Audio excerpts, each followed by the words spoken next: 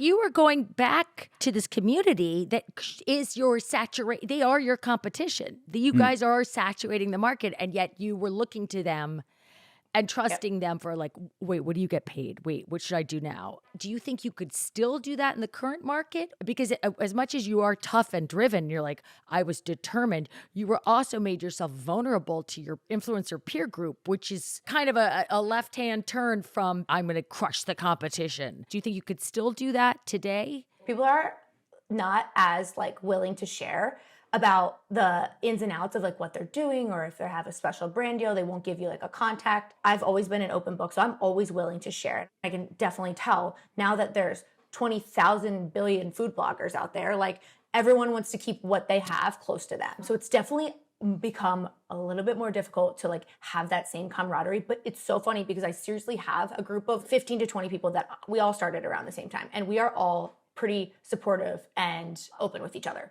So it's been helpful to have that because it's like we were in this since the beginning together, from what our beginning was together. It's tough. It's really tough. Without my management team, I would be probably making about half of what I make because I just don't advocate for myself. And it's like hard to know exactly how much and what's acceptable. When you say like anyone can do it if they have the right sort of determination, it like rings a bell in my head because I have to assume that you have some superpower beyond consistency and determination. My brain started writing one story, which is you have a personality that can attach itself to something and really like zero in on that. And I've written that same story in my head about Julie. Do you think there's anything to that? There was something in you that made you obsess about changing your body.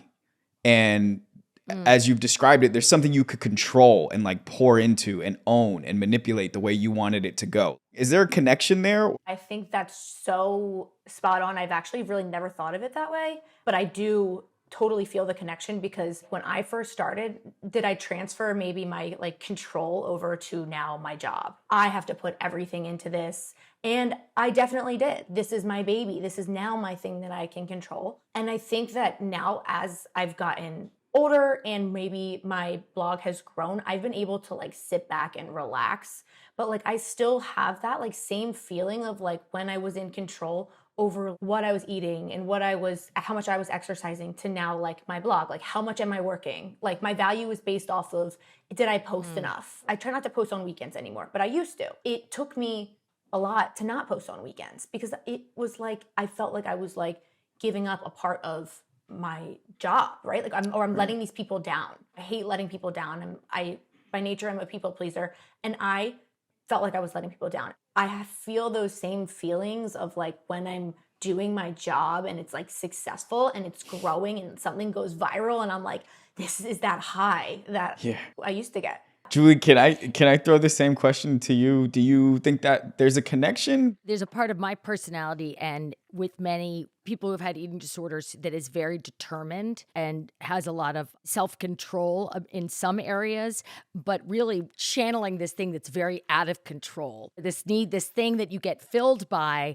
And for me, I can never attach to it because I'm always sure it's going to go away. I won an Emmy and the next morning I stayed up the whole night and I drove carpool and my ex-husband was like, you don't have to do carpool. And I'm like, I do because this is all going to go away and I need to show that I was there for carpool instead of just taking the minute to be like, it's okay. You stayed up all night because you won an Emmy. It's fine. It's harnessing sort of that horse, try and harness it for good instead of evil. I had a therapist once upon a time say to me, you need to spend a weekend in your closet. And I said, what? He said, you need to spend an entire weekend doing nothing.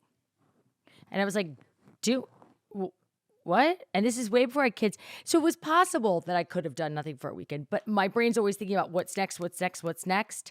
And ultimately, as you get older and older, you realize it doesn't really matter if you can't enjoy what's happening now.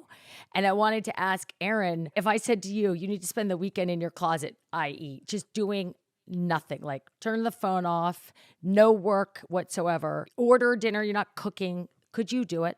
I could definitely do it, but my mind would be racing. I would be thinking about my job and am I taking too much time off? I don't know if I could do it. And that's kind of like embarrassing. Doesn't everyone want to do that so bad? Like so many people do that on the regular. And I can't. At the end of the day, I want to be there and I want to be online and I want to do that. And I feel bad if I'm not. You feel physically bad. I feel like I'm letting people down. When I got married, I was like, you know what? I'm never going to have this time back with my husband. Like, this is my honeymoon. Like, I'm shutting it down. Like, I'm not posting. I'm not doing anything. I had to like make that well known because like I had to tell people because I was so afraid that people were going to be like, she's gone. She's gone for good. Like, she's been gone a week and a half. Like, she's done. They probably don't actually care. Like, let's be honest. Like, they're like, okay, she's fine. Like, she'll be back. But I sometimes think taking 24, 48 hours off, I'm gone. They're going to forget about me kind of thing.